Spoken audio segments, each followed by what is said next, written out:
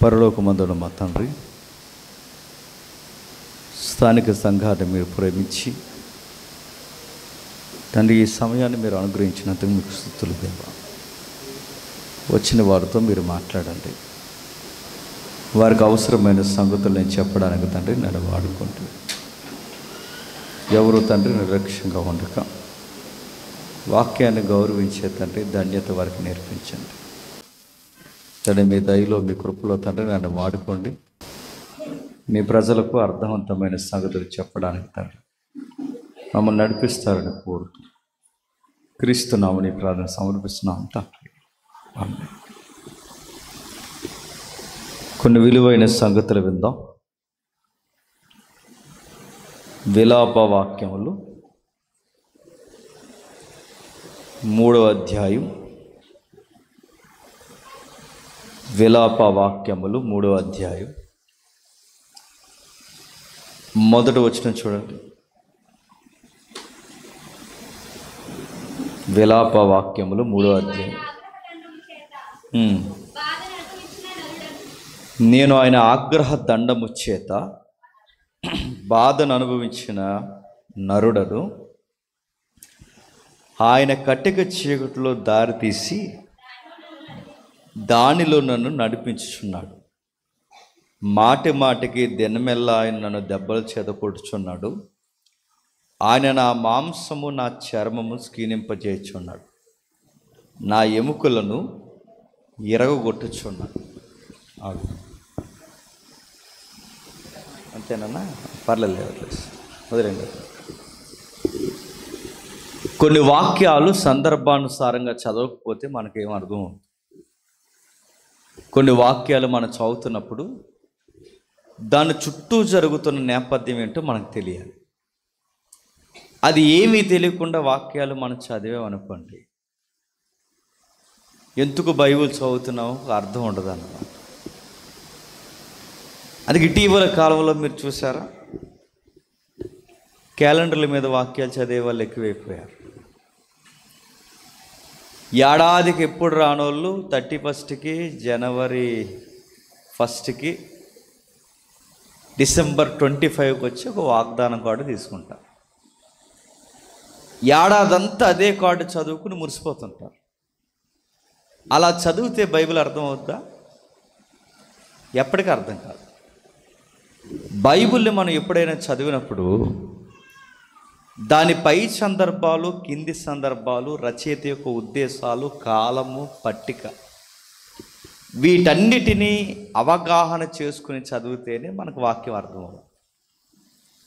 అలా ఏది కాకుండా తెలుగులో సామెత ఉంది, గుడ్డెద్దట చేలో పడిందట. అది గుడ్డిది, బంగారం లాంటి ఆహారం దాని ముందున్న ఆ ఆహారం తనకు తినడం చేత కాదు. ఎందుకు? గుడ్డిది. ఇది మీకు అర్థమైతే, బంగారం కన్నా అమూల్యమైనది వాక్యం. ఈ వాక్యాన్ని మన కళ్ళ ముందు ఎట్టినా మనకు ఎందుకు అర్థం అవ్వట్లేదు? ఆత్మీయ గుడ్డితనం అవుదామని దాన్ని నిర్లక్ష్యంగా వదిలేస్తున్నాం. చాలామంది బైబిల్ని ఏం చేస్తారంటే, కాస్త భయం వేస్తే తల దగ్గర పెట్టుకుని పడుకుంటారు. ఈ తల దగ్గర పెట్టుకుని పడుకుంటారని రాయలేదు దేవుడు, చదువుతావని రాశాడు. చెప్పే నా చేతుల్లో బైబిల్ పెట్టాడు, వినే మీ చేతుల్లో బైబిల్ పెట్టాడు. విని కాస్త జాగ్రత్తగా దానిలో నుంచి జీవిత సత్యాలు నేర్చుకోమంటారు. ఇంకా మీకు అర్థం కావాలి అంటే, చాలామంది అడుగుతుంటారు, దేవా మాకు నడిపింపు దయచేయి, నడిపింపు దయచేయి. నడిపింపు ఎలా వస్తుందండి? బీరువా వారిని స్వరం వస్తుందా? నడిపింపు ఎలా వస్తుందండి? ఆకాశం విడిపోయి ఏమన్నా కుమారుడా, కుమార్తె అని వస్తుందా? నడిపింపు ఎలా వస్తుంది? దేవుడు చేయబట్టుకుని ఏమన్నా చెబుతాడా? నడిపింపు అనేది ఈ ట్రాన్స్లోకి వెళ్ళకండి. నడిపింపు అంటే బైబిల్లో వాక్యం ఉంది, నీ వాక్యము నా పాదాలకి దీపం. మన నడక సరిగ్గా ఉండాలి అంటే మన నడక లైట్ ఏంటట? వాక్యం. చీకట్లో నడుస్తున్న వాడికి నెక్స్ట్ అడుగు ఎక్కడ వేయాలో తెలియాలంటే చేతిలో టార్చ్ లైట్ ఉండాలి. ఈ ప్రపంచం అనే చీకట్లో బతుకుతున్న మనకి ఎలా మాట్లాడాలో ఎలా నడవాలో మనకు తెలియచేయాలి అంటే మన కళ్ళ ముందు మనం ఉపయోగించాల్సింది ఒకటే, వాక్యం. ఈ వాక్యాన్ని ఎవరైతే బాగా అర్థం చేసుకుంటారో వాళ్ళకి ఎలా మాట్లాడాలో తెలుస్తుంది. ఈ వాక్యాన్ని ఎవరైతే బాగా అర్థం చేసుకుంటారో కాపురాలు ఎలా చేయాలో తెలుస్తుందండి. ఈ వాక్యాన్ని ఎవరైతే బాగా అర్థం చేసుకుంటారో, మళ్ళీ నేను చెప్తున్నాను, యంగ్ ఏజ్లో ఎలా ఉండాలో అర్థం అవుతుంది. ఈ వాక్యాన్ని ఎవరైతే బాగా అర్థం చేసుకుంటారో ఏ వ్యాపారాలు చేయకూడదు, ఏ వ్యాపారాలు చేయాలో అన్నీ అర్థం. అంటే జీవితం యొక్క బౌండరీస్ అన్నీ నేర్పించేది ఏంటి చెప్పండి? వాక్యం. ఈ వాక్యం మనకు అర్థం కావాలి అంటే ఎందుకు ఈ వాక్యాన్ని రాశారో మనకు అర్థం అవ్వాలి. ఇప్పుడు మనం విలాప వాక్యాలు కదిపాం. విలాపం అంటే చెప్పండి. మీరు త్వరగా స్పందించారనుకోండి, త్వరగా అయిపోతుంది. మీరు త్వరగా స్పందించలేదనుకోండి, త్వరగానే అయిపోతుంది. ఎందుకంటే రేపు మరి సండే వర్షిప్లు ఉన్నాయిగా. ఓకే, విలాపం అంటే ఏడుస్తున్నారు. ఎందుకు ఏడుస్తున్నారు? ఎవరు ఏడుస్తున్నారు? దేశం ఏడుస్తుంది. దేశమంతా ఎందుకు ఏడుస్తుంది? అన్యరాజుల పరిపాలన గొడ్డు పరిస్థితులు తీసుకొచ్చింది. ఊహించింది ఒకటి, జరిగింది ఒకటి.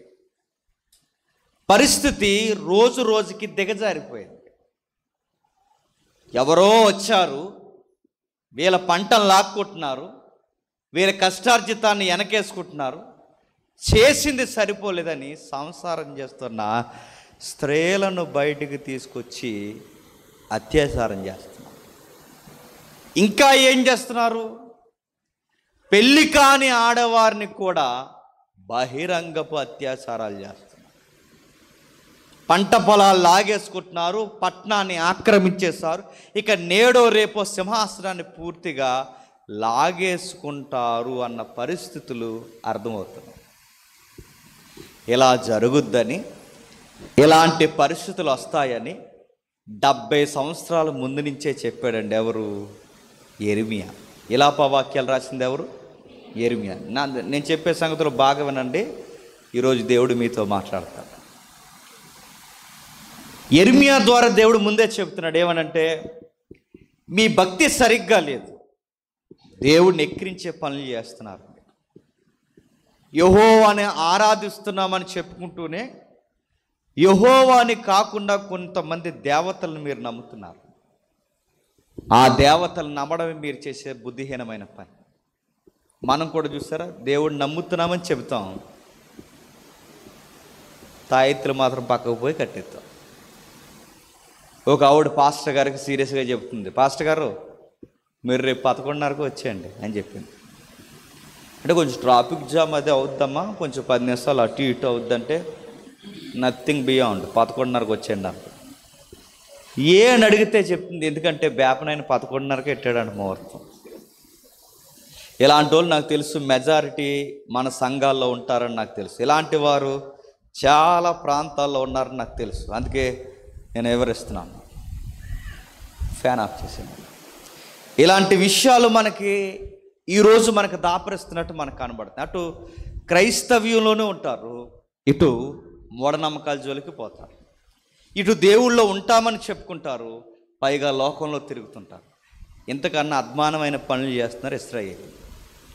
యెహోవా పేరు చెప్పుకుని ఘోరమైన పనులు జరిగిస్తున్నారు. దేవుడు కోపపడిపోయాడు. యెరెమీయాతో ప్రసంగాలు చెప్పమని చెప్పాడు. యెరెమీయా, నువ్వు వెళ్ళాలి, గట్టిగా వార్నింగ్ ఇవ్వు. ఇదిగో దేవుడు మీ మూఢనమ్మకాలు మారకపోతే, మీరు దేవుడిని అర్థవంతంగా మీరు ప్రార్థించకపోతే, దేవునితో అనుసంధానం మీరు జరగకపోతే, నేను మళ్ళీ చెబుతున్నాను, దేవుడు మిమ్మల్ని ఎర్రగొట్టేస్తాడని చెప్పాడు. యెరెమీయా ఒక్కడు ఎలా చెప్తుంటే మిగిలిన ప్రసంగికులు అందరూ అంటున్నారు, యెరెమీయా ఎప్పుడు ఇలాంటి ప్రసంగాలు చెప్తాడండి, దేవుడు కొట్టేస్తాడు, తన్నేస్తాడు, తిట్టేస్తాడని చెప్తాడు. యెరెమీయా ప్రసంగాలన్నీ ఇలా ఉంటాయి, యెరెమీయా మాటలు ఏమి వినకండి అని చెప్పాడు. మళ్ళీ యెరెమీయా చెప్పాడు, అరే నేను చెబుతున్నాను రా, మన దేశాన్ని దేవుడు దరిద్రం వైపుకి నడిపిస్తాడు, మీరు మారకపోతే మీ పిల్లల్ని బలి చేసే పరిస్థితులు వస్తాయి, మారండ్రా అని దేవుడు చెప్తున్నాడు. మారండ్రా అంటే మొత్తం విని అన్నారట, మేము మారం, మేము ఎలాగ ఉంటాం, నువ్వే మారిపో అన్నారు. అరే దేవుడే చెప్తున్నాడు సాక్షాత్ అంటే వాళ్ళు అన్నారు దేవుడు మాకు చెప్పాడు. దేవుడు ప్రేమించే దేవుడే తప్ప శిక్షించే దేవుడు కాదని ఆ ప్రసంగాల్లో మేము విన్నాం అన్నారు. యెరెమీయా చెప్పేది ఒకటి, అందరు ప్రసంగికులు చెప్పేది ఒకటి. చెప్పాడు చెప్పాడు చెప్పాడు చివరికి యెరెమీయా ఇలా ప్రతిసారి విరుద్ధమైన ప్రసంగాలు చెప్పేసరికి యెరెమీయాని తీసుకెళ్ళి నూతిలో పడేశారు.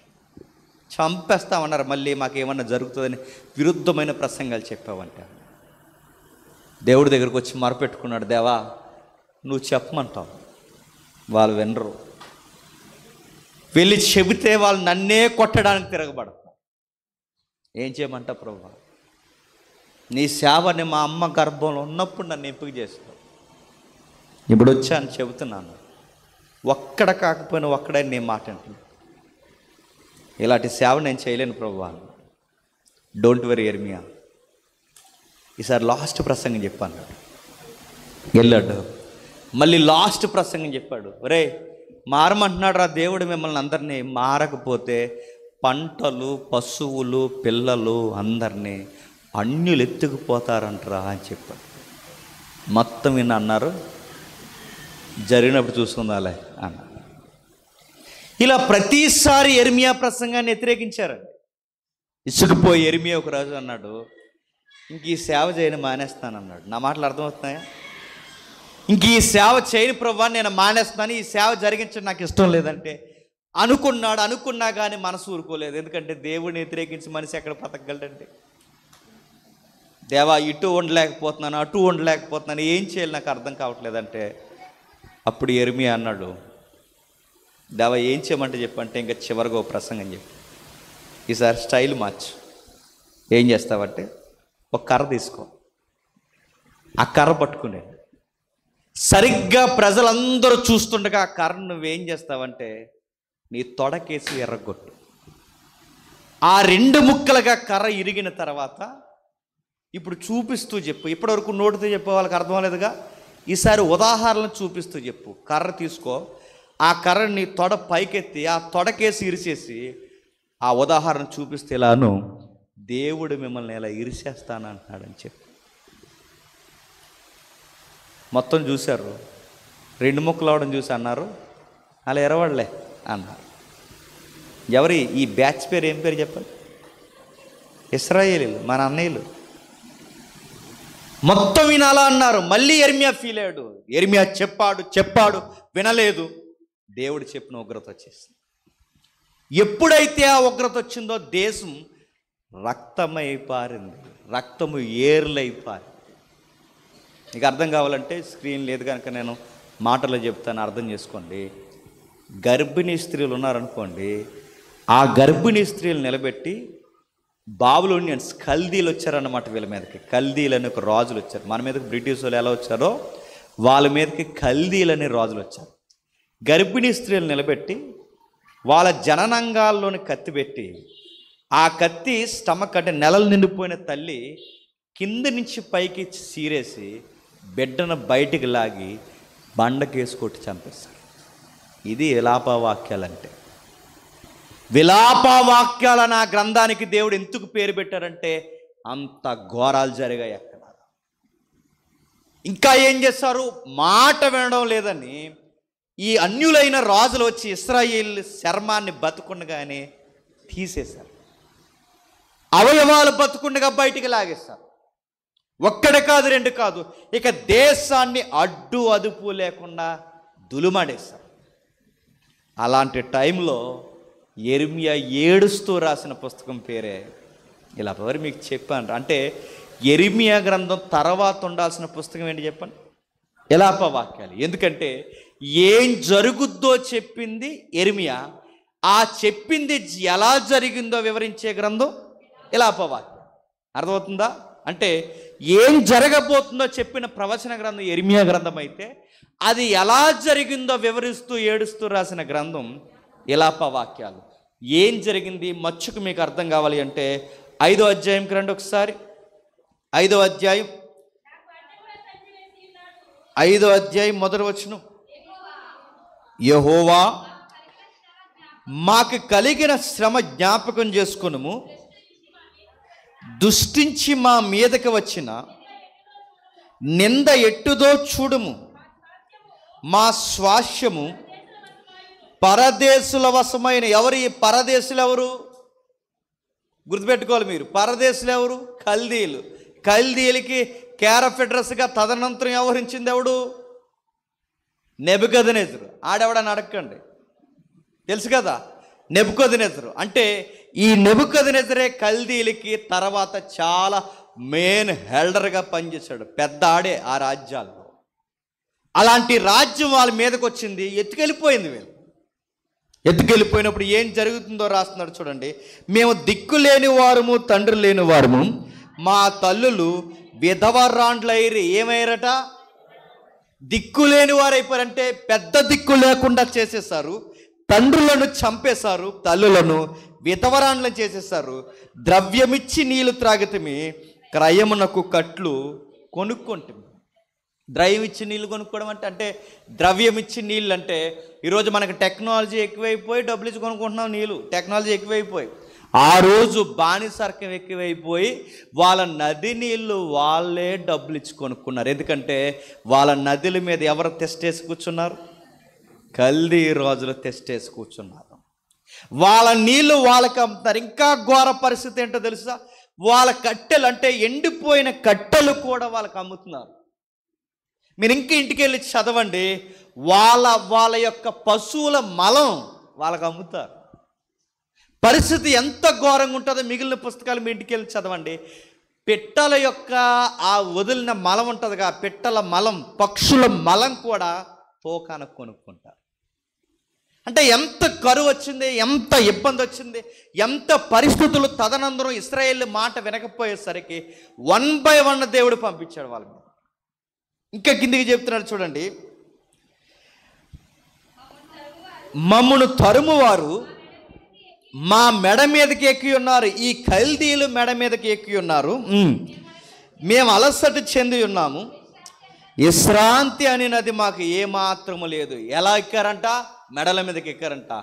80 కేజీలు 90 కేజీలు మనిషి మన మెడ మీదకి ఎక్కితే మనం నడవగలమండి? కానీ వాళ్ళు ఏం చేస్తారో తెలుసా? ఇశ్రాయేలీయుల్ని, యూదుల్ని నిలబెట్టి వాళ్ళ మెడల మీదకి ఎక్కి, నిజానికి బరువులు ఏం మోయాలండి ఆ రోజుల్లో? గాడిదలు మోయాలి. ఆ రోజుల్లో బరువులు ఏం మోయాలి?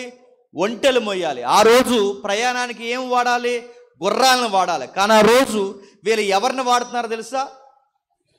ఇశ్రాయేలుని వాడుతున్నారు. బెండవరా, వాడి భుజాల మీదకి ఎక్కారు. వాడి భుజాల మీదకి ఎక్కిన తర్వాత మొయ్యరా అని మోయించారంట. ఎంత దూరం నడిపించాలి అంత దూరం. అంటే మనుషుల్ని పశువుల్లా చూశారు. వాళ్ళ కట్టెలు వాళ్ళకి అమ్ముతున్నారు, వాళ్ళ నీళ్ళు వాళ్ళకి అమ్ముతున్నారు. ఇంకా కిందికి చెప్తున్నాడు చూడండి. మా పొట్ట కూటుకై ఐగుప్తీలకు అశూరీలకు లోబడి ఉన్నాము. మా తండ్రులు పాపము చేసి గతించిపోయేది, మేము వారి దోష శిక్షను భరించుచున్నాము. దాసులు మాకు ప్రభువులైరి, వారి వశము నుండి మమ్మల్ని విడిపింపగలవాడు ఎవ్వడూ లేరు. ఎడారి జనుల ఖడ్గము వలన ప్రాణమునకు తెగించి మా ధాన్యము తెచ్చుకొనుచున్నాము. మహాక్షేమం వలన మా చర్మము పొయ్యవలే నలుపెక్కెను. శత్రువులు సియోనులో స్త్రీలను చెరిపేశారు, యోధా పట్టణంలోని కన్యలను చెరిపేశారు.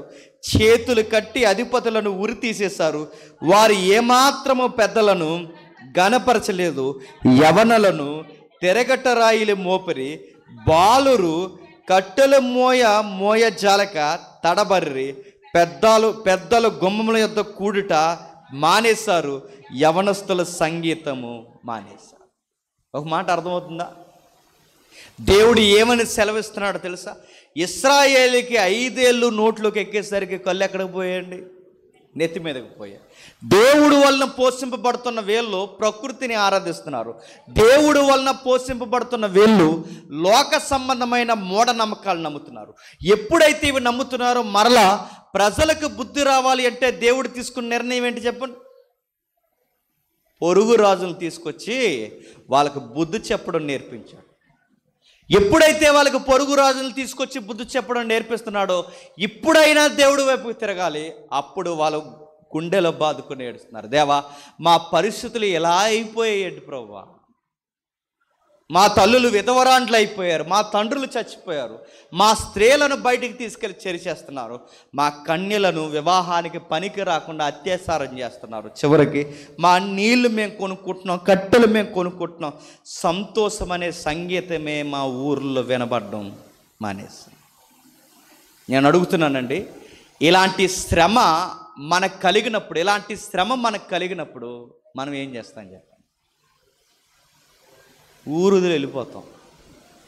ఇంకా ఏం చేస్తాం చెప్పండి? మనకి శ్రమలు ఎక్కువైతే ఏం చేస్తాం చెప్పండి? మిమ్మల్ని అడుగుతున్నాను, మీకే కనుక శ్రమ ఎక్కువైతే ఏం చేస్తారు? శ్రమను ఎదుర్కోవడం చేత కానీ చాలామంది ఈ మధ్య ఏం చేస్తున్నారు తెలుసా? చెప్పండి. సూసైడ్ చేసుకుంటున్నారు. ఇంకా ఏం చేస్తున్నారు? మొగోళ్ళు అయితే చెప్పండి, తాగుబోతులు అయిపోతున్నారు. మరికొంతమంది ఏమైపోతున్నారు? ఏ ఎమ్మెల్యే దగ్గరకో, ఏ ఎంపీ దగ్గరకో, ఏ మోతుబరి దగ్గరకో పరిగెడుతున్నారు. నేను అడుగుతున్నాను, శ్రమలు ఎలా ఎదుర్కోవాలో మనకి రాదు, శ్రమను ఎలా నిలబడాలో మనకు రాదంటే విలాప వాక్యాలు నీకు నాకు ఏమి నేర్పిస్తున్నాయంటే శ్రమలలో ఎలా నిలబడాలి. నీకు అప్పులు వచ్చాయా? నిలబడు. నీకు వ్యాధుల చేత ఇబ్బంది ఉందా? ఎలా నిలబడాలో విలాప వాక్యాలు చదువు. నీ కుటుంబమే పెద్ద దిక్కు లేకుండా రోడ్డున పడిపోయి నీ తండ్రి లేని పరిస్థితులు వచ్చాయా? నిలబడు. ఎలా ఉండాలో చూపిస్తాడు. అంటే విలాప వాక్యాలు నీకు నాకు ఏమి నేర్పిస్తుందంటే శ్రమలలో ఎలా ఉండాలో నేర్పిస్తుంది. ఎలా ఉండాలో ఒక్కసారి 3వ అధ్యాయం 25 వచనం రండి. 3వ అధ్యాయం 25 వచనం. తన్ను ఆశ్రయించు వారి ఎడల యెహోవా దయాళుడు, తన్ను ఎత్తుకు వారి ఎడల ఆయన దయచూపువాడు. యెహోవా అనుగ్రహించు రక్షణ కొరకు ఓపికతో కనిపెట్టుట మంచిది. ఏం సెలవిస్తున్నాడండి? ఏమని రాస్తున్నాడు చూడండి. మొట్టమొదట శ్రమలో ఉన్నప్పుడు మనం నేర్చుకోవాల్సిన మొట్టమొదటి పాయింట్ ఏంటో తెలుసా? దేవుడు చెప్పండి దయాళుడని నమ్మాలి. ఏమని నమ్మాలి? దేవుడు దయాళుడు. దయాళుడంటే మనతో వచ్చిన గొడవ చెప్పండి, మనం పూర్తిగా తెలుగు రాదు, ఇంగ్లీష్ రాదు, అది గొడవ. నేను అడుగుతున్నాను, దయాళుడంటే మనకి ఇంగ్లీషే బాగా అర్థమవుతుంది. God is good.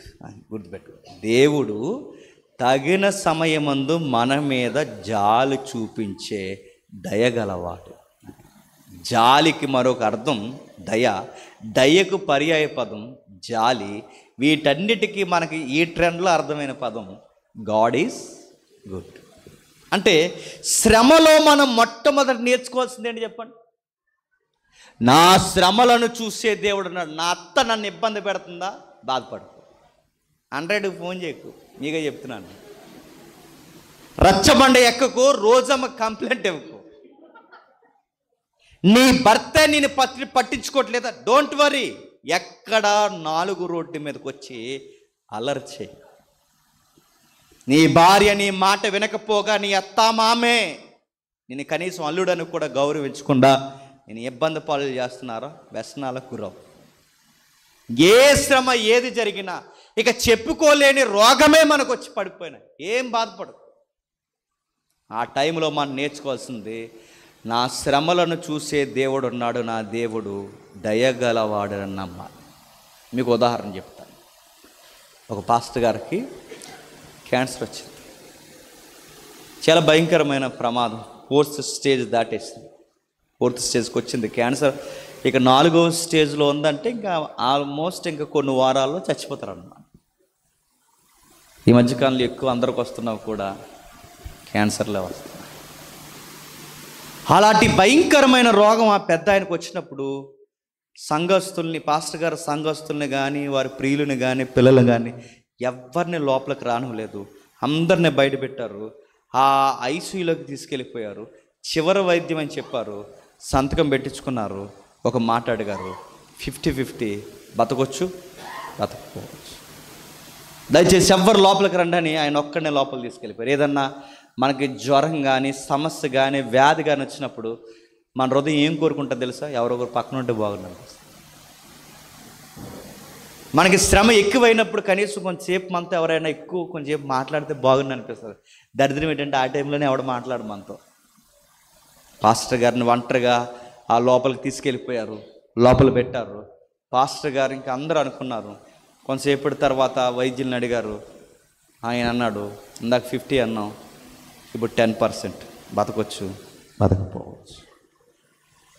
అందరూ ఏడుస్తున్నారు. ఆశ్చర్యకరంగా కొంతసేపుకి కొంత టైం దాటిన తర్వాత మళ్ళీ డాక్టర్ గారు బయటకు వచ్చారు. ఆయన బతికేశాడని చెప్పారు. కాలం గడిచింది, అది తగ్గుముఖం పట్టింది. అసలు ఆశ్చర్యం జరిగింది ఏంటంటే ఆ క్యాన్సర్ తగ్గుముఖం వైపుగా తిరిగి వెళ్ళిపోయింది. విలేకరులు, చుట్టుపక్కల వాళ్ళందరూ వచ్చి అడిగారు, అయ్యా ఇలాంటి ప్రాబ్లంకి వెళ్ళిన వారు మళ్ళీ బతకరు, ఈ హాస్పిటల్కి ఆ స్టేజ్ వరకు వెళ్ళొచ్చిన తర్వాత బతకరని అర్థమైంది. అలాంటి టైంలో మీరు ఎందుకు బతకారు, ఎలా బతకారని అడగట్లేదు, కానీ ఒక మాట అడుగుతున్నాను, ఆ టైంలో మీరు ఎలా ధైర్యంగా ఉండగలిగారు? మీ చుట్టూ ఎవరు లేరు, మీ పిల్లలు బయట ఉన్నారు, మీ విశ్వాసులు బయట ఉన్నారు, మీ అభిమానులు అందరూ బయట ఉన్నారు, మీరొక్కరు హాస్పిటల్ మంచం మీద ఒంటరిగా ఉన్నారు. ఆ టైంలో మీకు ధైర్యం ఇచ్చేలాగా మీకు ఏ మాట గుర్తొచ్చింది? మీరు అంత ధైర్యంగా ఎలా ఉండగలిగారంటే ఆయన ఒక మాట అన్నాడు, నా శ్రమలో నాకు ధైర్యం ఇచ్చిన ఒకే ఒక్క మాట, నా దేవుడు దయాళుడని నమ్మానండి. నా మీద డాక్టర్లు జాలిపడ్డారు, నా మీద నా పిల్లలు జాలిపడ్డారు, నా మీద నా సంఘస్థులు జాలిపడ్డారు. అన్నిటికన్నా నేను ఒకటి గుర్తించాను, నా దేవుడు కూడా నా మీద జాలిపడ్డాడు.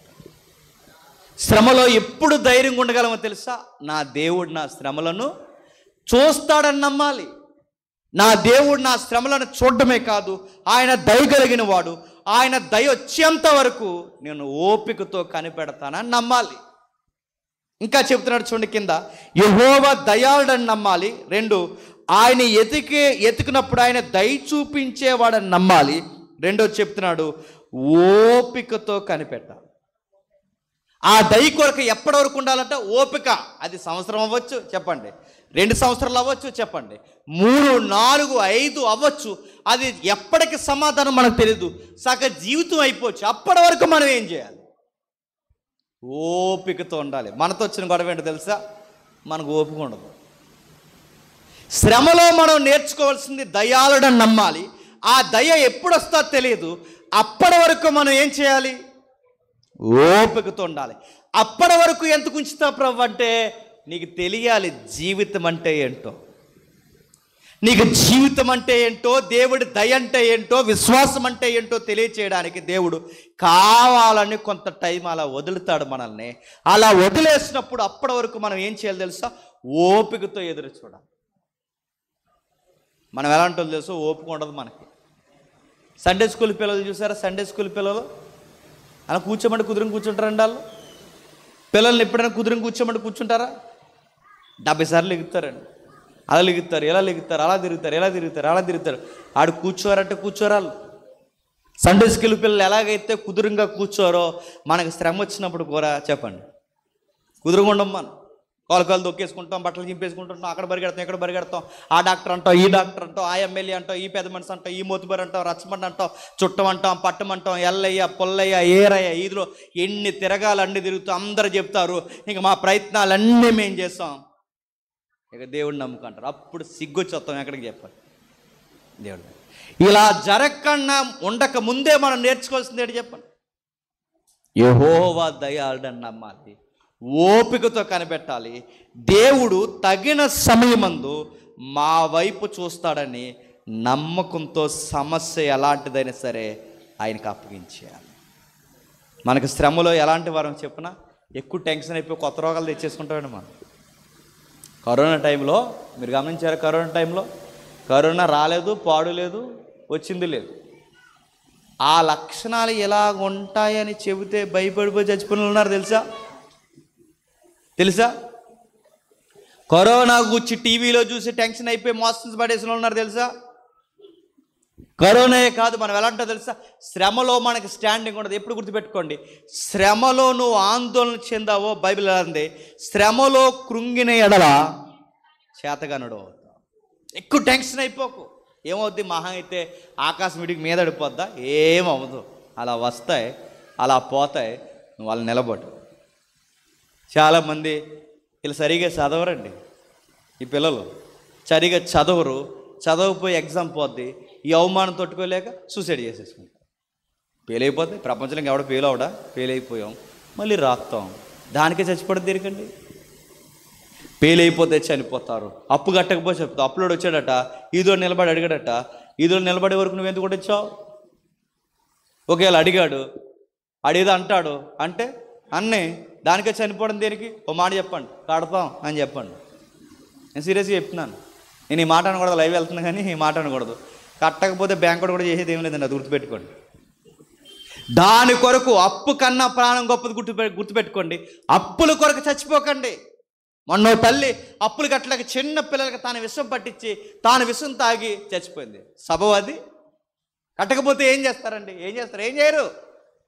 సీరియస్ చెప్తున్నాను. అలానే కట్టకండి, సిగ్గు లేకుండా ఉండకండి, కట్టేయండి. అప్పు తీసుకున్న కనీసం మానవత్వం ఉండదు కదా మనకి, కట్టేయండి. కానీ ఒకటి మాత్రం గుర్తుపెట్టుకోండి, అప్పుల కొరకు చచ్చిపోకండి, సంవత్సరం చనిపోకండి, ఎదురు చూడండి. దేవుడు తగిన సమయం ఇస్తాడు, అప్పటి వరకు నమ్మకంగా ఎదురు చూడండి. దేవుడు యెర్మీయా ద్వారా నీకు నాకు ఏం నేర్పిస్తున్నాడు.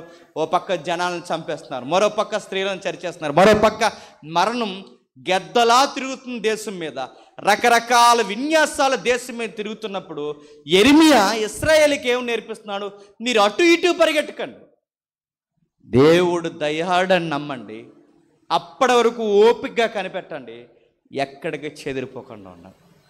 కిందికి ఇంకా నేర్పిస్తున్నారు చూడండి 27వ వచనంలో, యవ్వన కాలమున కాడు మోయిట నరునికి మేలు, అతని మీద దాన్ని మోపినవాడు యెహోవాయే. ఈ మాట ఎంతమందికి అర్థమైందండి? యవ్వన కాలమున యెహోవా కాడు మోయిట మేలు, నరునికి మేలు. చాలామంది యవనస్తులు చదువుతారు ఇది. యవ్వన కాలమున యెహోవా కాడు మోయడం అంటే అందరూ అనుకుంటారు సేవ అనుకుంటారు. కానీ ఇక్కడ సందర్భంలో సేవ కోసం కాదు, ఇక్కడ చెబుతున్నది ఏంటో తెలుసా, యెహోవా కాడంటే ఇప్పుడు ఆ శ్రమను అనుమతి ఇచ్చింది ఎవరండి? దేవుడే. ఇప్పుడు ఈ శ్రమను దేంతో పోలుస్తున్నాడు? కాడి. ఈ కాడి లాంటి శ్రమను వేల మీదకి దేవుడు ఎందుకు అనుమతి ఇచ్చాడు? మాట అంటలేదు కానీ. నా మాట అర్థమవుతుందా? వీళ్ళ మాట వినడం లేదు కనుకే ఈ శ్రమను అనుమతించాడు. నా వైపు చూడండి, ఏమవుతుందండి, భద్రాలు ఏం పడతలేదు, నా వైపు చూడండి, వర్షం పడుతుంది అనుకుంటా. మీ సౌండ్ చాలా డిస్టర్బెన్స్ ఉంది, అందుకే నేను చాలా కంట్రోల్గా ఉండి చెప్తున్నాను. నాకు కొంచెం అటెన్షన్లో ఉన్నాను. బయటకు వెళ్తున్న వాయిస్ లోపల తక్కువ. ఓకేనా? మీరు అటు చూడండి అంటే నేను కంటిన్యూ చేస్తాను. రైట్. యెహోవా కాడు మోయట మేలు. యెహోవా కాడు మోయట మేలు అంటే ఏంటి? యెహోవా కాడు మోయట, దేవుడు కొట్టినప్పుడు గుర్తుపెట్టుకోండి, దేవుడు మమ్మల్ని కొట్టిన ఆయన్ని అంటు పెట్టుకుని ఉంటామని ఆయన వైపు చూడాలి, ఆయన వైపు చూడాలి. ఇక్కడ యెహోవా కాడు మోయడం అంటే వీళ్ళు ఫీల్ అవుతున్నారట యవనస్తులందరూ, మా నాన్నలు ఏదో చేస్తే మేమెందుకు మోయాలి ఇది, అది వాళ్ళ ఫీలింగ్. ఇప్పుడు ఇశ్రాయేలు పెద్దలు తప్పులు చేశారండి, ఆ తప్పులు చేస్తే ఆ పనిష్మెంట్ ఎవరి మీద కూడా వచ్చింది? పిల్లల మీదకి వచ్చింది. అదేంటి, పెద్దలు తప్పులు చేస్తే పిల్లల మీదకి ఎలా వస్తుంది? పిల్లల మంచోళ్ళు కదంటే ఎందుకు రాదు? ప్రశ్న అడగనా? బాబు బాగా తాగేస్తున్నాడు అనుకోండి, తండ్రి తాగి అవయవాలు పోగొట్టాడు అనుకోండి. ఈ అవయవాలు పోయిన తర్వాత ఇతనికి చిన్న పిల్లలు ఉన్నారనుకోండి, భార్య ఉందనుకోండి వయసులో, వీడు తాగి అవయవాలు పాడు చేసుకుంటే ఇప్పుడు తీసుకెళ్ళి హాస్పిటల్లో జాయిన్ చేస్తారు. వీళ్ళకి ఆ మాత్రం వీడేమీ సంపాదించలేదు. ఇప్పుడు ఇతను ఎలా బతికించాలో వీడికి తెలియదు. ఏ పాస్ పనో చేయడానికి పోతుంది, ఎక్కడో దిక్కున ఏదో ఒక పని చేస్తుంది, పని దొరకదు. చివరికి కొంతమంది సిగ్గు విడిచి, నేను ఈ మాట అనకూడదు, ఏదో తప్పుడు పని చేస్తాను. చివరికి ఎలా బతికించుకోవాలో తెలియదు. చివరికి ఇతని వలన నాకు లైఫ్ లేదనుకుని బిడ్డను వదిలేసిపోతుంది. వీడు తాగుబోతే అలవాటుకి తన కాపురాన్ని వదిలేసి బారిపోయింది. వీడు తాగుబోతే వ్యవహారానికి పిల్లలు, చిన్నపిల్లలు, ఈ చిన్నపిల్లలు ఏమవుతారు? వీళ్ళకి సరి అయిన ఆహారం దొరక్క ఏ సిగ్నల్ దగ్గర నిలబడి అడుక్కుంటారు. ఎవరింటికో పోయి అడుక్కుని తింటుంటారు. నేను అడుగుతున్నాను, వాళ్ళ నాన్న తాగితే ఈ శ్రమ ఏలెందుకు అనుభవిస్తున్నారు? వాళ్ళ నాన్నకు పుట్టారు కనుక. మీకు అర్థమవుతుందో లేదో నా మాట? మీకు అర్థమవుతుంది అంటే తండ్రులు చేసిన తప్పులు వాటి శిక్షలు ఎవరి మీద పడతాయి చెప్పండి? పిల్లల మీద కూడా పడతాయి. మరొక రివర్స్ చెప్తాను. నాన్న బాగా సంపాదించి, అమ్మ నాన్న బాగా డబ్బులు సంపాదించి దాచారనుకోండి, రేపొద్దున ఎవరు సుఖపడతారండి? అంటే నాన్న బాగుంటే సుఖపడేది పిల్లలే, అమ్మ నాన్న పాడైతే పాడయ్యేది పిల్లలే. వీళ్ళు ఏం ఫీల్ అవుతున్నారంటే ఇక్కడ ఇశ్రాయేలు యువకులు, మా అమ్మ నాన్న ఏదో పాపాలు చేస్తే మేమెందుకు ఈ శ్రమ కాడి మోయాలంటే దేవుడు యెరెమీయా ద్వారా అన్నాడు, ఒరే ఎందుకు మోయాలని అడక్కండి, దేవుడే ఆ శ్రమ అనుమతించాడు, అది మోయట మీకు మేలే. ఎలా మేలవుద్ది? ఎలా మేలవుద్ది అంటే ఆయన శ్రమను గౌరవించి మీరు మేలుకరంగా అలా ఉంటే దేవుడు మిమ్మల్ని ఘనపరుస్తాడు. అంటే ఇక్కడున్న యవనస్తుల శ్రమలో ఎవరున్నారని అడిగితే ఎవరుంటారో తెలుసా? దానియేలు తెలుసుగా, దానియేలు స్నేహితులు తెలుసుగా. ఈ దానియేలు ముగ్గురు స్నేహితులు, వీళ్ళని గమనించండి. వీళ్ళు ఏ టైంలో సెరకెళ్ళారు? సరిగ్గా ఇలాప వాక్యాలు ఏదైతే మనం చదువుకుంటున్నామో ఈ దానియేలుని ఎప్పుడు చెరగా తీసుకెళ్ళిపోయారు? సరిగ్గా ఇదిగో ఈ వాక్యాలు చదువుతున్న టైంలోనే వాళ్ళని చెరకు తీసుకెళ్ళిపోయారు. దానియేలుని సింహాల బోన్లు వేశారుగా, దానియేలు స్నేహితుని అగ్ని గంధకాల్లో వేశారుగా. అంటే వీళ్ళు ఆ యవనస్తులు ఇప్పుడు ఆ శ్రమ అనుభవిస్తున్నారు. మేము ఈ శ్రమ ఎందుకు మోయాలి? మా పితరులు తప్పు చేస్తే దేవా ఈ శిక్ష మేమెందుకు మోయాలని దానియేలు అన్నాడా? మౌనంగా శ్రమను అనుమతించాడు. అగ్ని గంధకాల్లో ఆయన తీసుకెళ్ళి ఆ ఇద్దరు స్నేహితుల్ని, ముగ్గురు స్నేహితుల్ని పడేస్తే, ఆ పడేసిన తర్వాత వాళ్ళేదో తప్పు చేస్తే ఈ అన్యుల చేతుల్లో మేము అగ్ని గంధకాల్లో పడడం ఏంటి ప్రభు అని వాళ్ళు ఏమన్నా బాధపడ్డారా? మౌనంగా ఒక మాట అన్నారు, దేవుడు మమ్మల్ని రక్షించినను రక్షించకపోయినను మా దేవుడు గొప్పవాడు, మా దేవుడు దయాళుడు అన్న. అంటే శ్రమలు దేవుడు అనుమతిస్తాడంటే అనుమతిస్తాడు. నేను చదువుకోమని ఇంటికి నేను చదువుకోమని యవనస్తులుగా నేను పంపిస్తారు. నీకు చదువు అప్పదు, తల్లిదండ్రులు అంటే గౌరవం ఉండదు, నీకు పెద్దల పట్ల గౌరవం ఉండదు, నీకు భవిష్యత్తు పట్ల బాధ్యత ఉండదు. నీకు గౌరవం, బాధ్యత, చదువు పట్ల ఒక కమిట్మెంట్ లేనప్పుడు నీకు చదువు చంద్య అబ్బకపోతే రేపు పొద్దున దేవుడు పాపం బిడ్డ సరిగ్గా చదువుకోలేదు, ఈ బిడ్డకు తగిన ఉద్యోగం ఇవ్వాలని దేవుడు అనుకుంటాడా? కూలు పనుల్లో నలిపెత్తాడు దేవుడు. ఏమనుకుంటున్నావు? నీకు తెలియాలి లైఫ్ విలువేంటో. నేను చదువుకోమని పంపిస్తే లవ్వు, చెత్త, చెదారం, రోడ్డు మీద బలాదూర్లు, బైకులు, సెంటర్లు, ఈ గొడవలన్నీ పెట్టుకుంటే చూస్తాడు. శ్రమన కాడిగా నీ మీదకి వదిలేస్తాడు. నీకు సంసారం విలువ తెలియదు. మాటి మాటికి భార్యను కొడతావు, మాటి మాటికి తన మీద తిరగబడతావు, మాటి మాటికి నువ్వు భర్తను ఎదిరిస్తావు, మాటి మాటికి నీ ఇంట్లోంచి వెళ్ళిపోతానంటావు. వెళ్ళిపో. ఆ శ్రమ ఎలా ఉంటుందో చూపిస్తాడు. చివరికి మీకు దూరం పెరిగేలా దేవుడేమి అమ్మ ఇడిపోకండి అమ్మ, ఆగండి అమ్మ అని దేవుడేమి బతినాడు, ఇడిపోండి మీ తెక్కి ఎలా వదిలించాలో అలా వదిలించేస్తాడు. నీకు చదువుకోమన్నప్పుడు చదువుకో, నువ్వు కాపురం చేయమన్నప్పుడు కాపురం చేయి, నువ్వు సంపాదించినప్పుడు సంపాదించే ఓపిక నీకు ఇస్తాడు.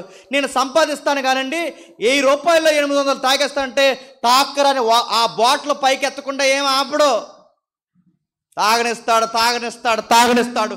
సరిగ్గా ఏ కిడ్నీ మీద కొడతాడు, దెబ్బకి నీకు జీవితం అంటే ఏంటో అర్థం. దేవుడు కొన్ని శ్రమలు ఎందుకు అనుమతిస్తాడంటే కొన్ని మరకలు మన జీవితానికి పడతాయి. ఆ మరకలు దేవుడు చెబుతాడు. ఏ పాస్టర్ గారి ద్వారా ఇక్కడ నిలబడి ఈ ఆదివారం ప్రసంగంలోనూ తాగకూడదు, వ్యభిచారం చేయకూడదు, సరిగ్గా చదువుకోవాలి, యవనస్తులారా ప్రేమ ఎలాంటి ఉండకూడదని ఇక్కడ నిలబడి ఏదో ఒక ప్రసంగం ద్వారా చెప్తాడు. అది మన బుర్రకెక్కదు. దేవుడు ఎంత చెప్పినా యెరెమీయాతో మాట్లాడినట్టు ప్రసంగికుడి ద్వారా మాట్లాడినా మన బుర్రలకు ఎక్కదు. దేవుడు తర్వాత ఏం చేస్తాడు? శ్రమను మన జీవితంలోకి అనుమతిస్తాడు. ఆ అనుమతి ఇచ్చినప్పుడు మనం ఏం చేస్తాం? నాకే ఎందుకు ఇలా చేసిందంటే నువ్వు అలా చేసుకున్నావు కాబట్టి జరిగింది. నువ్వు అనుకుంటావు మా పిల్లలు ఎలాగ అయిపోయారంటే నేను ఎవడు తాగమన్నాడు, మా పిల్లలకి భవిష్యత్తు లేదంటే మీరు పెద్ద తలకాయలుగా కుదురుండాలిగా, మాట్లాడితే రోడ్డే గొడవ ఆడుకుంటే మీ పిల్లలు ఏమవుతారు? సైంటిస్టులు అవుతారా? మీరు గొడవలు పెట్టుకుంటే ఏమవుతారు? నేను అడుగుతానండి. చాలామందికి వయసు పెరుగుద్ది, ఏం పెరగదు చెప్పండి. ఏ టైంకి ఎలా బిహేవ్ చేయలేదు. దేవుడు బాధ్యత, దీవెన, సంసారం, సంపాదన ఇదంతా ఒకటి ఇచ్చాడు మనకి దేవుడు అని. ఆ బాధ్యత లేకపోతే ఎంత నలిపేయాలో చెప్పండి, అంత నలిపేస్తాం. మనం అనుకుంటాం దేవుడి దగ్గరికి వెళ్ళి ప్రార్థన చేసి పాస్టర్ గారిని సీరియస్గా మా కొరకు ప్రార్థన చేయండి ప్రభువా, పాస్టర్ గారు మా కొరకు ప్రార్థన చేయండి, ప్రభువా మాకు జవాబు దయచేయి అంటే నువ్వు ఎంత ప్రార్థన చేసినా జవాబు రాదు. ఎందుకో తెలుసా? నీలో మార్పు వచ్చేంత వరకు ఆయన దయ అలానే అట్టు పెట్టించుతాడు. అప్పటి వరకు నువ్వు ఓపికగా కనిపెట్టాలి. మీరు అనుకోవచ్చు, మనం బాధపడుతుంటే ఆయన సంతోషపడతాడా అంటే దేవుడు అలాంటి సైకో దేవుడు కాదు. కొంతమంది సైకోలు ఉంటారు తెలుసు కదా, సైకోలు తెలుసు కదా. పిల్లల్ని వాళ్ళకి ఇచ్చామనుకోండి, గిల్లెత్తుంటారండి ఏటో మరి, గిల్లేసి వాళ్ళని ఇలా గిల్లేసి ఏడురా ఏడని ఆడిని గిల్లేడు, ఆడు బొగ్గలు గిల్లాడు, ఆడు తొళ్ళ గిల్లాడు, ఆడి మక్కిలి గిల్లాడు, ఆడిని గిల్లేస్తుంటే ఆడు ఏడుస్తుంటే ఎదవి ఎంత ముద్దు అవుతుంది. ఇదేం సైకో ముద్దండి. చాలామంది చూసారా, ఏడిపించేసి ముద్దాడుతుంటారు. అంటే చాలామందికి ఎదుటోళ్ళు ఏడుస్తుంటే ముద్దు. మీకు మాట చెప్పనా, ఎదురింటోళ్ళు బాధపడుతున్నారంటే మనకు అయ్యో పాపం అంటాం, కానీ ఎక్కడో చెప్పండి, నిజం ఒప్పుకోండి. మనకి ఎదుటోళ్ళు నష్టపోతున్నారంటే మనకి ఎక్కడో సంతోషం. అంటే ఇది సైకో లక్షణం. దేవుడికి ఇలాంటి లక్షణాలు లేవండి. మన ఎదుటోళ్ళు బాధపడుతుంటే భలే జరిగింది ఎవరికి అనుకుంటామ్మా. మన ఎదుటోళ్ళు ఎవరైనా కుమిలిపోతుంటే అలాగే ఉండాలంటాం, పైపచ్చి అయ్యో పాపం నీకు అలా జరగకుండా ఉండాలంటాం, వెనక్కి వచ్చి అలాగే జరగాలి అంటాం. చాలామంది బాధపడుతుంటే సంతోషపడతాం, ఎవరైనా ఏడుస్తుంటే సంతోషపడతాం. ఎందుకంటే మనకు రాలేదుగా శ్రమ, వాళ్ళ శ్రమ పడుతుంటే మనం సంతోషపడతాం. దేవుడు మనం ఏడుస్తుంటే ఏడ్చే దేవుడు కాదు. ఏమని చెప్తున్నాడు చూడండి, యెహోవా దయాళుడు, అప్పటి వరకు ఓపికతో కనిపెట్టాలి. 30వ వచనంలో ఏమని చెప్తున్నాడు చూడండి,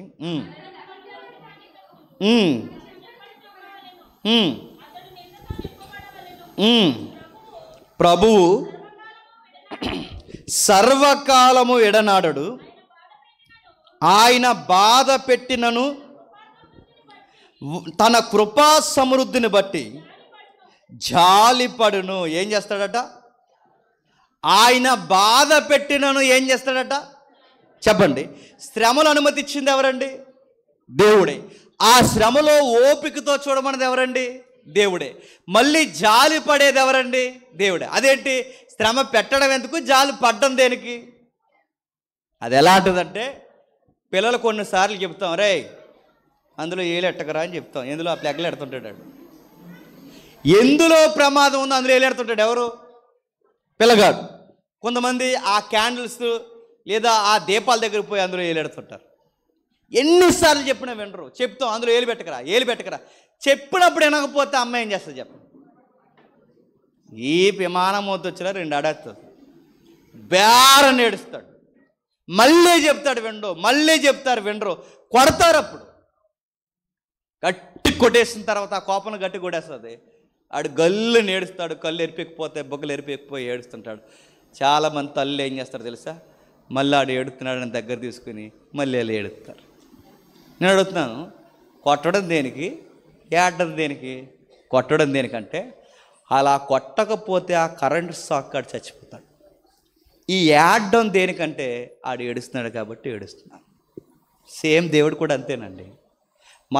మనం కుదురుండకపోతే కొట్టకుండా ఉండడండి, కొడతాడు. ఆ కొట్టిన తర్వాత ఆయన నవ్వుకోడండి. మనం ఏడుస్తున్నప్పుడు ఆయన కూడా ఏడుస్తాడు. ఎందుకురా ఎలా చేసుకుంటున్నారు జీవితాన్ని అని ఏడుస్తాడు ఆయన. చక్కటి కాపురాన్ని ఎందుకు పాడు చేసుకుంటున్నారు, చక్కటి యవ్వన జీవితాన్ని ఎందుకు పాడు చేసుకుంటున్నారు? మనం వినకపోతే కొడతాడు ఆయన. ఎవడు మళ్ళకపోయినా దినమెల్లా చూస్తాడు, మళ్ళకపోతే ఆయన కొరడా ఇసురుతాడు. ఆయన జాలి చూపించే దేవుడే, కానీ ఆయన జాలి వెనకాల ఖచ్చితంగా కొడతాడు, శ్రమను అనుమతిస్తాడు. ఎంతకాలం భరించాలి ప్రభు అంటే, నీలో మార్పు వచ్చేంత వరకు భరించాలంటాడు. నేనేంటో అర్థమయ్యేంత వరకు భరించాలి, నీకు జీవితం విలువ తెలిసేంత వరకు భరించాలి. మరొక ఉదాహరణ చెప్తాను. ఆయన ఎప్పుడు హృదయపూర్వకంగా ఆయన నరులకు విచారమైనను బాధైనను కలగ చేయడు. హృదయపూర్వకంగా అంటే కావాలని చేయడు. మరి ఎందుకు చేస్తున్నా ప్రభు అంటే దేవుడు అంటాడు, నువ్వు మారాలనే చేస్తున్నాను అంటాడు. కొన్నిసార్లు మనకు వ్యాధులు వస్తాయి తెలుసా? ఎందుకు వస్తాయి చెప్పండి. ఈ మధ్య నువ్వు చచ్చాక కూడా తిరుగుతున్నావు. కొన్నిసార్లు మనకు భక్తిగల ప్రార్థన ఎప్పుడు వస్తాయి చెప్పనా? బాగా బాధలు ఎక్కువైనప్పుడు వస్తాయి. 5 ఏళ్ళు నోట్లోకి వెళ్తున్నాయి అనుకోండి, నిద్ర వచ్చేస్తుంటుంది మనకి. 5 ఏళ్ళు నోట్లోకి వెళ్ళి అనుకోండి, చర్చికి వచ్చి నిద్ర గోడకు జారపడిపోతారు తెలుసు చాలామంది. ఫ్యాన్ ఎక్కడ ఉందో చూసుకుంటారు సార్, ఇంకా ఏదో చూస్తాను, కొంతమంది చూస్తాను నిద్ర అవుతారు. నేను అడుగుతున్నాను, ఈ సుఖాలు, ఈ లగ్జరీలు ఇవన్నీ వదిలించడానికి దేవుడు గుర్తుపెట్టుకోండి, కొన్నిసార్లు మన మనసుకి ఆందోళన కలగజేసే శ్రమలు అనుమతిస్తాడు. ఎందుకో తెలుసా, దేవా నేను ఈ శ్రమను మోయలేకపోతున్నాను, నీ ఎదుటి నేను ఏమైనా సరిగ్గా లేను ప్రవ్వా, నాకు దయచేసి తెలియజేయ ప్రవ్వా అంటే దేవుడు మౌనం వెనకాల అవును అని. ఎంతకాలం మోయాలి ప్రవ్వా అంటే నా దయ వచ్చేంత వరకు ఇది నువ్వు మోయాల్సిందే. మరొక ఉదాహరణ చెప్తాను.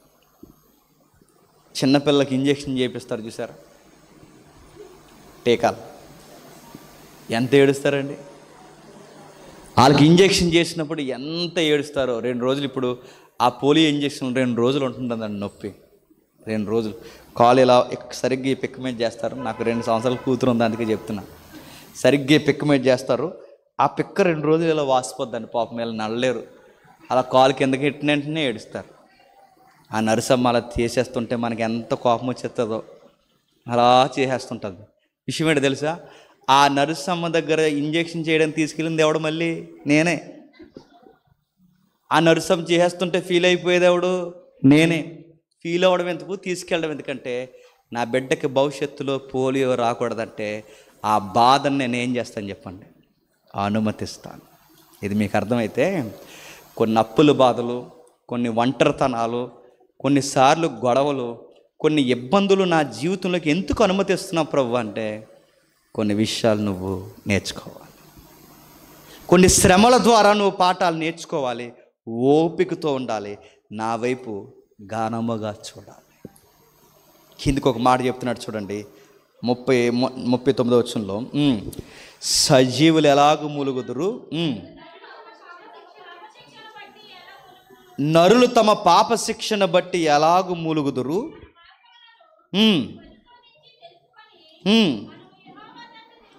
మనం యెహోవా తట్టు తిరుగుదుము. ఏంటట? సజీవులు మూలుగుతున్నారట. ఏమని మూలుగుతున్నారు? మాకే ఇన్ని శ్రమలు ఎందుకు వస్తున్నాయని మూలుగుతున్నారట. యెర్మీయా ప్రశ్న వేస్తున్నాడు, మీరెందుకు మూలుగుతున్నారు? మీకు మూలగడానికి కూడా అర్హత లేదు. ఎందుకంటే మీరు చేసుకున్నవే మీ నెత్తి మీదకి వచ్చాయి. మీరు దేవుడు చేయకముందే, దేవుడు మీకు పనిష్మెంట్ ఇవ్వకముందే మీరు ఏదో ఒక తిక్కల పని చేస్తారు.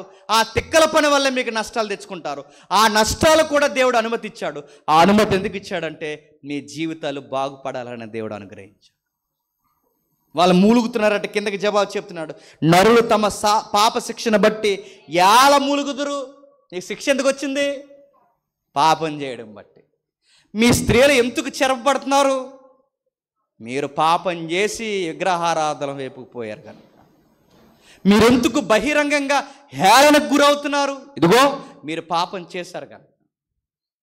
కొన్నిసార్లు జీవితంలో ఈ నిందలు, అవమానాలు, ఈ బాధలు, రోగాలు, లేదా ఈ ఆర్థికపరమైన ఇబ్బందులు, ఒంటరితనాలు, ఇవన్నీ ఎందుకు అనుమతిస్తున్నా ప్రభా? నీ ఆదివారం నీ చర్చకు వస్తున్నావు, ఇక్కడ కూర్చుంటున్నావు, నీ వాక్యాలు పెట్టున్నావు, మందిరం నుంచి బయటికి పోయిన తర్వాత మళ్ళీ ప్రార్థన చేసుకుంటున్నావు. ఎందుకు మాకు ఇలా జరుగుతుందంటే బహుశా ఆయనకు నచ్చింది ఏదో ఇంకా మన జీవితంలో ఉంది గనకే అవి స్పష్టంగా చూడాలనే దేవుడు మనకి శ్రమలను అనుమతిస్తాడు. గుర్తుపెట్టుకో.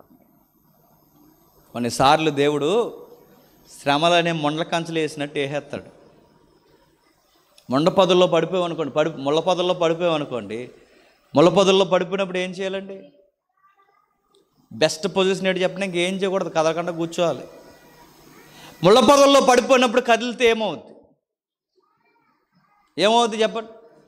ఇలా కదిలారు అనుకోండి ఏమవుద్ది? ఇటువైపు కూర్చుకుంటాయి. ఇలా కదిలితే ఇటువైపు కూర్చుకుంటాయి. వెనక్కి కదిలితే వెనకాల కూర్చుకుంటాయి. ఎటు కదిలితే అటు కూర్చుకుంటాయి. పొదలో పడిపోయినప్పుడు కదలకూడదు. మళ్ళీ వేరొకరు వచ్చి తీసేంత వరకు బెస్ట్ పొజిషన్ ఏంటి చెప్పిన కదలకుండా కూర్చోవాలి. ఇది నీకు అర్థమైతే మొండ్ల పొదల్లో పడేసింది ఎవరు చెప్పండి? దేవుడు. దేవుడే మొండ్ల లాంటి శ్రమలో పడేశాడు కనుక మళ్ళీ ఆయన తీసేంత వరకు కదలకూడదు. కదిలితే ఏమవుద్ది? ఇంకా శ్రమలు ఎక్కువైపోతాయి. కదలకు. మరేం చేయాలి? ఆయన దయ కొరకు కనిపెట్టు, ఓపికతో ఎదురు చూడు. ఎప్పుడు దయ చూపిస్తాడో తెలియదు, అప్పటి వరకు ఆయన బలమైన అస్తముల కింద అణిగి మనుగుండు. తగిన సమయం అందు ఆయనే చెప్పండి పడిపోయిన మనల్ని పైకి తీసి హెచ్చిస్తాడు. ఈ లోపల మన కంగారు అయిపోయి తెగ తిరిగేస్తాం ముళ్ళ తుప్పల్లో. తిరిగితే ఏమవుతుంది చెప్పండి? శ్రమలు వచ్చినప్పుడు ఎక్కువ కంగారు అయిపోతే ఇంకా శ్రమలు ఎక్కువైపోతాయి. టెన్షన్ పడకూడదు ఆ టైంలో. ఓపికగా కనిపెట్టాలి. వచ్చుని ఓపిక ఉంటాను దేవా, నేర్చుకుంటున్నాను ప్రభువా, నీ వైపే ప్రార్థన చేస్తున్నానని 40 వచనంలో చెప్తున్నారు చూడండి. మన మార్గములు పరిశోధించి తెలుసుకొని మన యెహోవా తట్టు తిరుగుదుము, ఆకాశము మందున్న దేవుని తట్టు మన హృదయాలను మన చేతులను ఎత్తుకొందము. ఏమి నేర్పిస్తున్నాడండి ఇర్మియా? 4 విషయాలు నేర్పిస్తున్నాడు. ఒకటి, యెహోవా దయాళుడని నమ్మాలి. నెక్స్ట్, అప్పటి వరకు ఓపికతో కనిపెట్టాలి. నెక్స్ట్, ఏ శ్రమ వచ్చినా ఆయన అనుమతించాడని నమ్మాలి. నెక్స్ట్, ఏ శ్రమ వచ్చినా ఆయన ఇష్టపడి ఇవ్వట్లేదు, ఆయన బాధపడే చెప్పండి మనకు శ్రమ అనుమతిస్తున్నాడు. ఈ శ్రమను ఎప్పుడైతే మనకు అనుమతిస్తున్నాడో ఆ శ్రమలో దేవుడు మనకి ఏమి నేర్పిస్తున్నా ప్రభు అంటే ఓపిక నేర్పిస్తాడు. మీకు లాజరుకున్న 2 సహోదరులు తెలుసు కదండి, మార్తా మరియ. ఎదురింటోళ్ళు వచ్చారు, పొరుగింటోళ్ళు వచ్చారు, వాళ్ళు వచ్చారు, వీళ్ళు వచ్చారు, అందరూ వచ్చారు. కానీ వాళ్ళు నమ్ముకున్న ప్రభువు రాలేదు, అంత్యక్రియలు కూడా రాలేదు, కనీసం శవాన్ని తీసుకెళ్ళి చివర చూపేప్పుడు కూడా రాలేదు. 4 రోజులు రాలేదు. అందరూ ఏడుస్తున్నారు, ఆదరిస్తున్నారు, రకరకాల మాటలు చెప్తున్నారు. కానీ ధైర్యం ఇవ్వాల్సిన ఈ దేవుడు మాత్రం రాలేదు. 4 రోజులు వదిలేశాడు. ఎప్పుడు వచ్చాడో తెలుసా? మీరు వెనకపోతే తమ్ముడు, మీరు వెనకపోతే బయటికి పోండి. మీరే బైబిల్ ఉందా చేతిలో? ఏకైక పక్కపక్కలు ఎందుకు వస్తున్నాయి మీకు? సరే నా ఇప్పుడు చూడండి. 4 రోజులు వదిలేశాడు మార్తా మరియని. 4 రోజులు ఆ శ్రమ అనే కన్నీటి లోయలో వాళ్ళు కొట్టుకుని పోతున్నారు. అందరూ వచ్చారు కానీ యేసుప్రభు రాలేదు. మరియమ్మ వచ్చి ఒక మాట ఉంది, మార్త వచ్చి ఒక మాట ఉంది, ప్రభువా నువ్వే గనక ఇక్కడ ఉంటే మా సహోదరుడు చచ్చిపోడు ప్రభు. దేవుడు అంటాడు, మౌనం వెనకాల ఏంటో తెలుసా? ఇలాంటి అవిశ్వాసం పోవాలనే నేను ఆలస్యం చేశాను అన్నట్టు మౌనంగా అంటాడు. మార్తా, నీకు ఆ విషయం తెలియట్లేదు, పునరుద్ధానము జీవము నేను. అంటే దాని అర్థం ఏంటి? నువ్వేం మాట్లాడుతున్నావంటే ఇక శ్రమలు దాటిపోయాయి, శవం కూడా కుళ్ళిపోయింది, పరిస్థితులు పూర్తిగా చేజారిపోయాయి, ఇక మా తమ్ముడు బతికే అవకాశం లేదు, ఇప్పుడెందుకు ప్రభువా వచ్చావు మా జీవితంలో కానీ అడుగుతుంది ఎవరిని? యేసు ప్రభువా. అప్పుడు ఆయన ఏమన్నాడు తెలుసా? దేవా, ప్రభు మాట్లాడితేలా అన్నాడు, నా తండ్రిని ఇప్పుడు నేనేమడిగినా చేస్తాడు. నీకు విషయం తెలియట్లేదు మరి మార్తా, పునరుద్ధానము జీవముని. అంటే దాని అర్థం ఏంటంటే నేను రాబోతున్న జీవితానికే కర్తను అనుకుంటున్నారు, కానీ ఈ జీవితానికి కూడా కర్తను నేనే. అంటే ఈ జీవితాన్ని ఎలా నడిపించాలో నా చేతుల్లో ఉంది, రాబోతున్న నిత్యత్వం జీవితం కూడా నా చేతుల్లో ఉంది. మీరు శ్రమలను చూసి ఏమనుకుంటున్నారంటే ఇక జీవితం అయిపోయింది, ఇంకెవ్వరూ బాగు చేయలేరు అనుకుంటున్నారు. కానీ నేను మీకు చెప్తున్నాను, నేను అనుకుంటే ఈరోజే బాగు చేయగలను. లాజరు బయటికి రా అని. మన దేవుడు ఎంత గొప్పవాడో తెలుసా? కుళ్ళిపోయిన శవాన్ని కూడా సజీవంగా మార్చేశాడు, ఎండిన ఎముకలకు జీవాన్ని ఇచ్చాడు. 30 ఏళ్ళు లేవలేని ఆ రోగిని లేపి మళ్ళీ చక్కటి ఆరోగ్యాన్ని ఇచ్చాడు. నేను అడుగుతున్నాను, ఎంతకన్నా కష్టాలు మనకి ఎక్కువ వచ్చాయంటారా? లేదు. ఏదో చిన్న అప్పుల బాధ, ఏదో చిన్న రోగం బాధ, చిన్న సమస్య, ఏదో పిల్లలు ఆలస్యమయ్యారు, దీనికే నువ్వు ఎంత టెన్షన్ అయిపోతే బైబిల్లో భక్తులు చూడు తమ ప్రియులను పోగొట్టుకున్నారు. ఇలాపవాక్యాలు ముగిస్తూ ఏమంటాడంటే ఇర్మియా గ్రంథంలో కూడా మాట్లాడుతూ, దేవా మా బిడ్డల సమానులు రక్తము ఏరులై పారుతుంది, దేశమంతా మంటల్లో తగలడిపోతుంది, ఎటు పోవాలో సేవ నాకు అర్థం అవ్వలేదు. ఇలాంటి టైంలో దేవా నేను మోకాలు లేసి ఒక ప్రార్థన చేస్తున్నాను, నేను మారు మాట ప్రశ్నించను, నేను నమ్ముకున్న మా జీవితాలకి ఎంతకింత శ్రమ వచ్చిందని ఒక్క మాట కూడా నేను అడగను, ఒకే ఒక మాట చెప్తున్నాను, ప్రభువా నువ్వు ఎంతైనాను నమ్మదగిన వాడివి అన్నాడు. ఏమన్నాడండి? నువ్వు ఎంతైనా నమ్మదంటే పరిస్థితులు ఎలా ఉన్నా ఎవరిని నమ్మాలి చెప్పండి? మేము పిల్లలను పుడితే దేవుడిని నమ్ముతాం, పిల్లలు పుట్టే ఏరు దిక్కునికి పోయి రాళ్ళు బేరుతాం అనకూడదు. పుట్టినా పుట్టకపోయినా నమ్మాలి, గుర్తెట్టుకో. మా అప్పులు తీరితే యేసుప్రభు నమ్ముతాం, అప్పులు తీరకపోతే వేరే దిక్కునికి పోతామంటే అప్పుల కోసం యేసుప్రభుని నమ్మకూడదు. తీరినా తీరకపోయినా యేసుప్రభుని నమ్మాలి. మాకు ఉద్యోగాలు వస్తే దేవుడిని నమ్ముతాం, రాకపోతే వేరొక దేవుడిని నమ్ముతాం అనకూడదు. వచ్చినా రాకపోయినా దేవా మాకు ఏ సమయం మంది ఏమి ఇవ్వాలి నీకు తెలుసు, అప్పటి వరకు మేము ఓపికతో కనబడతాం, నువ్వు ఎంతైనాను నమ్మదగిన వాడు. మా డాక్టర్లు మాకు చేతులు ఎత్తేచ్చు, మా పరిస్థితులు మమ్మల్ని ఎక్కిరించేలా ఉండొచ్చు, మా చుట్టూ ఉన్నవారే మమ్మల్ని చూసి నవ్వచ్చు, కానీ మాకు ఎన్ని జరిగినా మా జీవితం ఏంటి, మాకు ఏ మార్గం కనబడక ఇన్ని ప్రశ్నలు మాకు ప్రశ్నార్థకంగా ఉండిపోయి మాకు ఏ మార్గం దొరకపోవచ్చు, అయినా మాకు ఏ మార్గం దొరకపోయినా కన్నీటి లోయలో మేము కొట్టుకుపోతున్న ఒక మాట అంటున్నాం, ప్రభువా ఎంతైనాను నమ్మదగిన వాడు. ఇప్పుడు చెప్పండి, శ్రమలు వస్తే ఏం చేస్తారు చెప్పాలి, ముగించేస్తున్నాను. శ్రమలు వస్తే ఏం చేస్తారు? యెహోవా దయాళుడని నమ్మాలి. ఎంతకాలం నమ్మాలి? ఆయన దయ చూపించేంత వరకు ఓపికతో నమ్మాలి. ఎలా నమ్మాలి? ఆయన మనల్ని బాధ పెడుతున్నప్పుడు కావాలని పెడుతూ ఆయన సంతోషిస్తున్నాడని నమ్మకూడదు. మనం బాధపడుతున్నప్పుడు ఆయన కూడా బాధపడుతున్నాడని నమ్మాలి. నాలుగోది, మాకే ఇంతకు ఇలా జరుగుతున్నాయి, ఈదులు అందరూ బాగున్నారు అనకూడదు. ప్రవ్వా మేము చేసుకున్నాం కాబట్టే మాకు జరుగుతున్నాయి, అందుకే ఆకాశం వైపు చేతులెత్తి మోకాళ్ళు వేసి దేవా ఎంతైనా మేము పాపం చేసిన వారమని ఒప్పుకుంటున్నాం, మా పాపాలని క్షమించని ప్రార్థన చేయాలి. ఈ ప్రాక్టీస్ మీరు చేయండి. నేను చెప్తున్నానండి, మీకు ఎంత పెద్ద శ్రమ అయినా త్వరలోనే మీ దేవుడు మీకు జవాబిస్తాడు. ఇదే ప్రార్థన, పాపపు ఒప్పుకోలు ప్రార్థన మీరు చేయండి. దైవజనుల చేత ప్రార్థన చేసి నాలాంటి చేత ప్రార్థన చేస్తే జవాబు రావచ్చు రాకపోవచ్చు అండి, కానీ ఒక మాట చెప్తున్నాను, మీ అపరాధాలు ఒప్పుకొని ప్రార్థన చేయండి, దేవుడు మీకు జవాబు ఇస్తాడు. దేవా ఈ శ్రమ మాకు వచ్చింది, మేము ఒప్పుకుంటున్నాం ప్రభువా, ఈ శ్రమలో ఎలాగైనా మేము నిలబడతాను ప్రార్థన చేయండి, దేవుడు మిమ్మల్ని ధైర్యపరుస్తాడు. శ్రమల్లో క్రైస్తవుడు నేర్చుకోవాల్సింది ఏంటో తెలుసా? ధైర్యం నేర్చుకోవాలి. బయట వాళ్ళు అడుగుతారు, అరే మాకే కనుక ఇలాంటి శ్రమలు వస్తే మేము వెంటనే చచ్చిపోతాంరా, మీరు ఎలా ధైర్యంగా ఉండగలుగుతున్నారు అన్నప్పుడు మీరు చెప్పాలి, మీరు ఎందుకు చచ్చిపోతారంటే మీ జీవితాల్లో దేవుడు లేడు. మేమెందుకు చనిపోమంటే మా జీవితాల్లో నమ్మదగిన దేవుడు ఉన్నాడు, దయ చూపించే దేవుడు ఉన్నాడు. మీ శ్రమలకి ఒక నిరీక్షణ లేదు, మా శ్రమలకి ఒక నిరీక్షణ ఉంది. అందుకే అపోస్తులు అంత శ్రమ పట్టుబడుతున్నా వాళ్ళు ఎలా ధైర్యంగా నిలబడగలిగారంటే వాళ్ళకు ఒక నిరీక్షణ ఉంది, ఈరోజు చంపబడినాను, ఒకరోజు దేవుడు వచ్చి మమ్మల్ని తిరిగి లేపుతాడు. ఈరోజు కొరడాలతో కొట్టబడిన దేవుడు ఒకరోజు నిత్యత్వంలో మమ్మల్ని బంగారు సింహాసనాల మీద మమ్మల్ని కూర్చోబెడతాడు. మీకు అర్థమైందో లేదో, చాలామంది ప్రార్థన చేస్తారు, పాస్టర్ గారి దగ్గరకు వచ్చి శ్రమలు తీసేమని ప్రార్థన చేస్తారు. దేవుడు ఏం శ్రమలు తీయడండి, మీరు గుర్తుపెట్టుకోండి.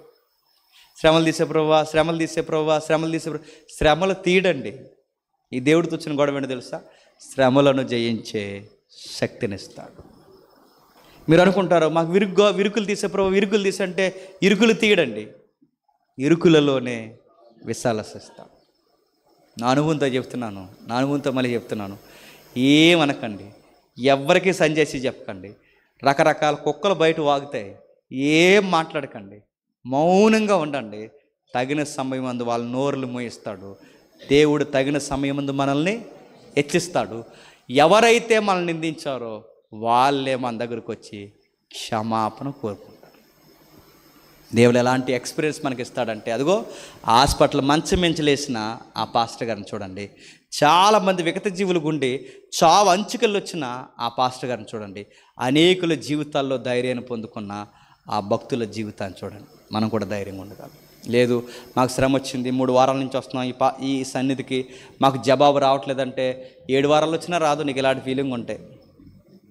ఈ చర్చి కదా ఆ చర్చికి వెళ్తే పని అవుతుందంటే ఆ చర్చికి వెళ్తే నీకు ఈ చర్చిలోనే తిరగలేనప్పుడు ఏ చర్చికి వెళ్ళినా నీకు రాదు. ఇక్కడ కాదు, ఈ దేవుడు కాదు, ఆ దేవుడి దగ్గరికి వెళ్ళేది పని అవుతుందంటే ఎలాగే తిరుగు, మళ్ళీ ఇంటికి వస్తాయేమో చూడు. దేవుడి దగ్గర ఓపికగా ఉండు. మాకు ఎందుకు శ్రమలు ఇస్తున్నామంటే నీ కొన్ని మొండి మరకలు ఉన్నాయి, అవి పోయేంత వరకు దేవుడు మనల్ని చెప్పండి తోముతూనే ఉంటాడు. నీకు విలువ తెలియాలి, నీ కాపురం విలువ తెలియాలి, నీకు చదువు విలువ తెలియాలి. ఎవరెవరి జీవితాల్లో ఏ విలువ తెలిసేలా దేవుడు పాఠాలు నేర్పిస్తాడు. అప్పటి వరకు ఆ శ్రమలు మనకి అలాగే ఉండిస్తాడు. దేవుడు మిమ్మల్ని దీవించునుగాక. ప్రార్థన చేసుకుందాం. ప్రేమగల తండ్రి, కృపగల దేవ, ఈ గంట వ్యవధిలో ఎవరు ఈ సంగతులు విన్నారో నాకు తెలియదు తండ్రి. ఇశ్రాయేలు జీవితంలో శ్రమ ఎందుకు వచ్చిందో మాకు అర్థమైంది దేవా. యెరెమీయా పలుమార్లు చెప్పాడు, వారు బుర్రలకు ఎక్కలేదు తండ్రి. చెప్పింది రానే వచ్చింది, జరగాల్సిన నష్టం జరిగింది. ఆ టైంలో తండ్రి శ్రమ ఉన్నప్పుడు ఎలా కనిపెట్టాలో తండ్రి యెరెమీయా మాకు నేర్పించాడు తండ్రి. శ్రమలలో పరిగెట్టకూడదు, శ్రమల్లో తండ్రి ఇష్టానుసారంగా తిరగకూడదు, శ్రమల్లో తండ్రి మానవ నిర్ణయాలు మనుషుల సలహాలు తీసుకోకూడదు, శ్రమలలో తండ్రి మనుషులకు నచ్చిన ఆలోచన ప్రకారం ముందుకు పోకూడదు, ఓపికతో కనిపెట్టాలి. మా దేవుడు గొప్పవాడు, ఆయన అనుమతి ఇచ్చినా ఏదో మాకు నేర్పిస్తున్నాడని తండ్రి ఓపికతో చూడాలి.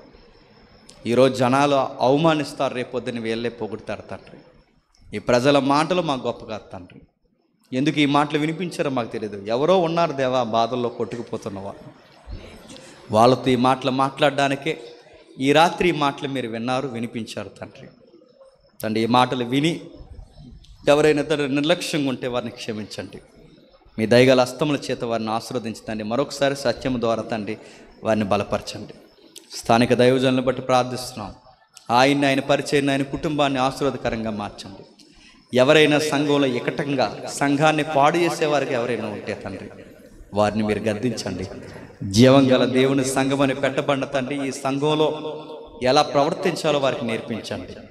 మమ్మల్ని శత్రులుగా భావించి మమ్మల్ని హేళన చేసి చెడ్డ మాటలు పలుకుతున్న వారు ఎవరైనా ఉంటే వారిని క్షమిస్తారని కోరుతూ వారిని మీ చేతులకు అప్పగిస్తూ అందరినీ మీ చేతుల్లో పెడుతూ క్రీస్తు నామమున ప్రార్థన సమర్పిస్తున్నాం తండ్రి. ఆమేన్. సరే.